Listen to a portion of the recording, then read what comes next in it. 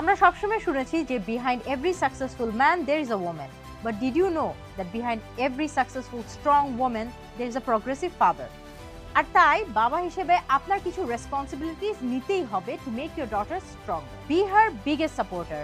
মেয়েকে সোসাইটির বাঁধনে বেঁধে দিবেন না, বরং বলবেন তুমি পারবে, আমি আছি তোমার সাথে। Be her first role model. আপনার ব্যবহার থেকে কিন্তু সে শিখবে how men should treat women.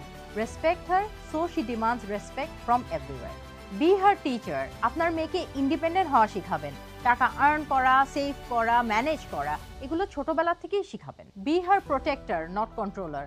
শুধু বাধা আর শাসন নয়, বন্ধু হয়ে তার পয়েন্ট অফ ভিউ বোঝারও চেষ্টা করবেন। আর be her lifelong supporter.